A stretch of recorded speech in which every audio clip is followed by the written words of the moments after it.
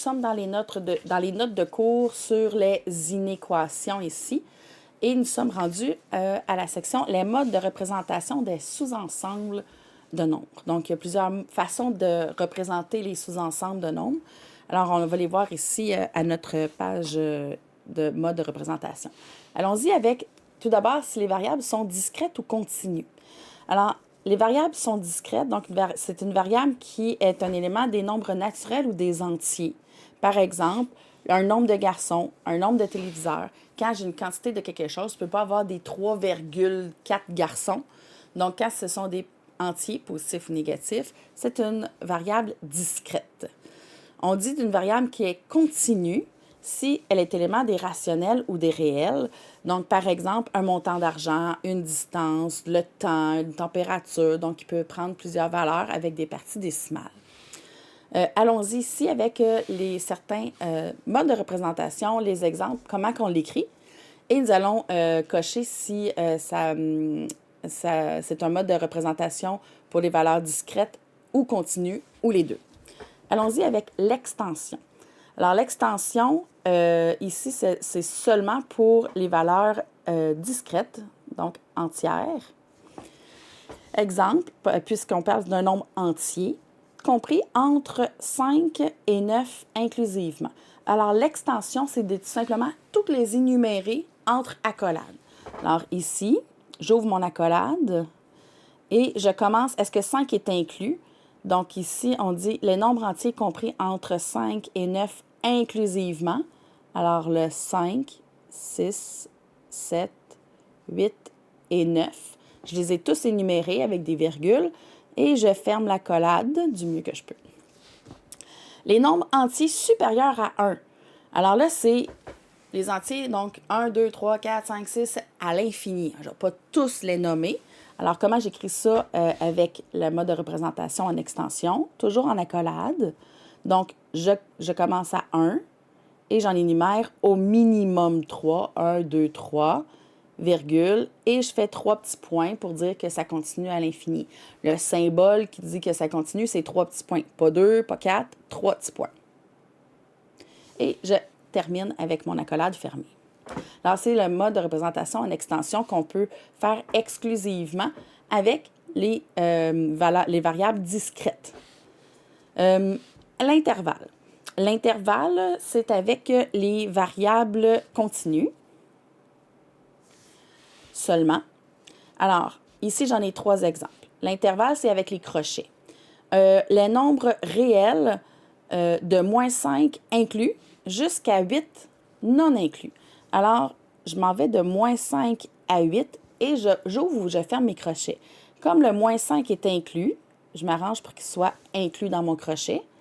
Et le 8 est exclu, alors je vais mettre les crochets vers l'extérieur pour exclure le 8, comme pour le bouder. Alors, les nombres réels supérieurs à 1, là c'est 1, 2, 3, 4, 5, 6, 7, 8, mais tout au complet, mais ça peut être les virgules, etc., parce que c'est les réels. Donc, je ne peux pas juste les énumérer comme en extension, puisqu'il y a toutes les autres entre. Donc, de 1 jusqu'à l'infini positif. Le 1, est-ce qu'il est inclus? C'est les nombres réels supérieurs à 1. Alors, 1 n'est pas inclus, puisque c'est en haut de 1. Et quand on va à l'infini, on exclut toujours l'infini, puisqu'on ne peut pas le terminer. Les nombres réels inférieurs ou égaux à 12. Donc, 12, 11, mais dans les réels, donc ça peut être 11,99, 11,98, etc. Donc, là, je m'en vais jusqu'à l'infini négatif. Donc, je pars de l'infini négatif jusqu'à 12. Les infinis, on les exclut. Et le 12, comme c'est inférieur ou égaux, donc le 12 est inclus dedans. Donc, ça, c'est avec les intervalles. Et c'est justement pour les nombres réels, puisque c'est avec tout ce qu'il y a entre les deux. Donc, ce n'est pas une énumération comme pour l'extension. En compréhension, c'est bon pour et les variables discrètes et les variables continues, puisqu'on va identifier à quel ensemble ils font partie. Donc, il y a comme 2 sections dans la partie compréhension. La variable appartient à quel ensemble Et après ça, les valeurs, donc de où à où qu'elle peut les prendre. Alors, allons-y avec les nombres entiers inférieurs à 9. Alors, j'ouvre mon accolade et je dis que je prends la variable x. X appartient à quel ensemble? Donc, ce sont les entiers. Alors, je vais le dire inférieur à 9 dans l'ensemble Z, tel que, donc je fais une ligne verticale, donc tel que x, donc je veux nommer que x est inférieur à 9. Alors, tel que x est plus petit que 9. Est-ce que 9 est inclus? Non. Et je ferme la collade.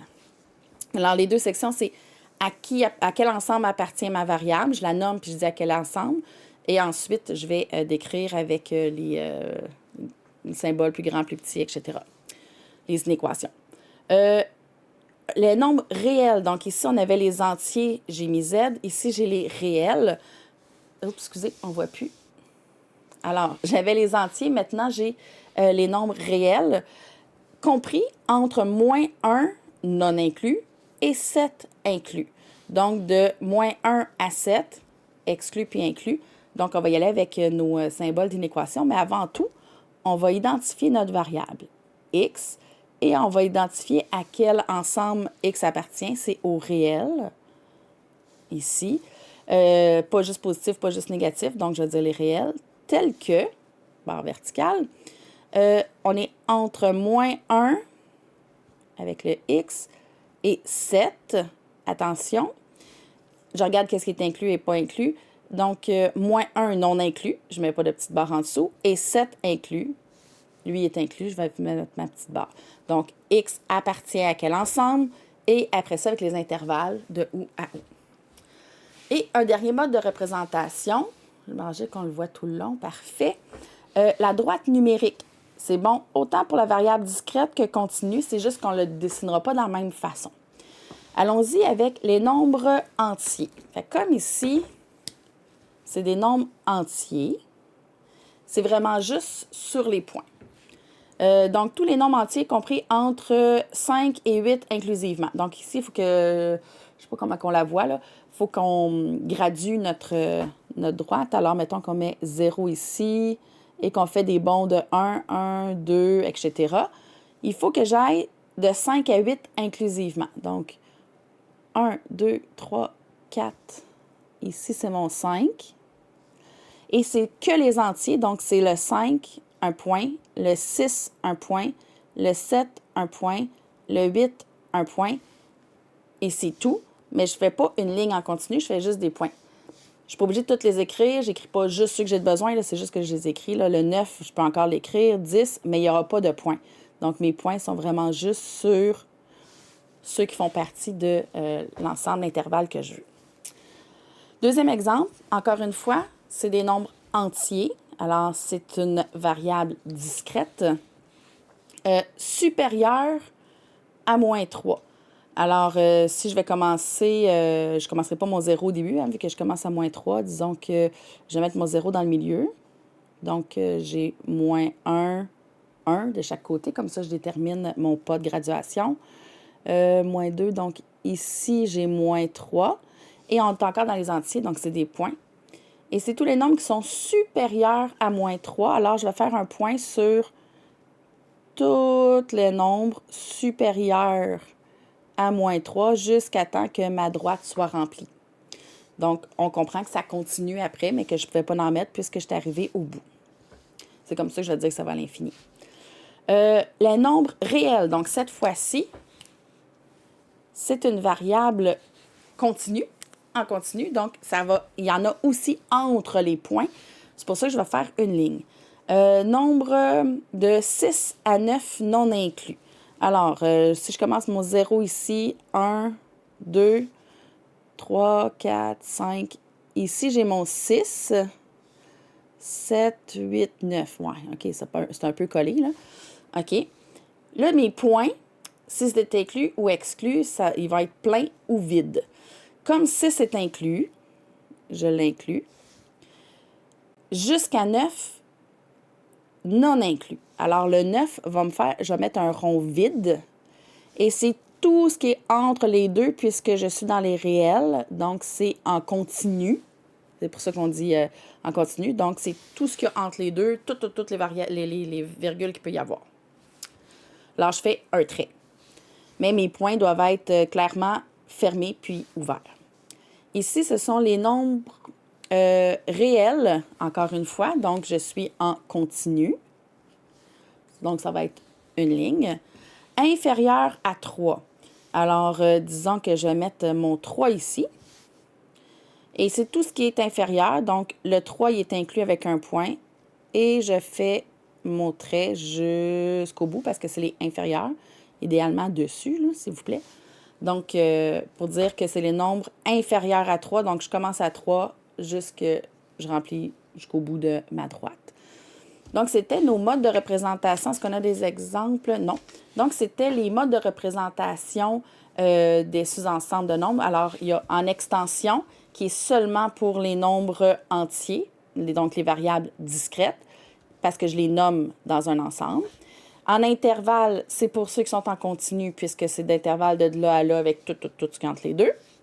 Compréhension, on peut le faire pour les deux façons, les deux variables, discrète et continue, puisque j'indique dans un premier temps à quel ensemble il appartient. Donc, si c'est Z, c'est discret. Si c'est R, c'est continu.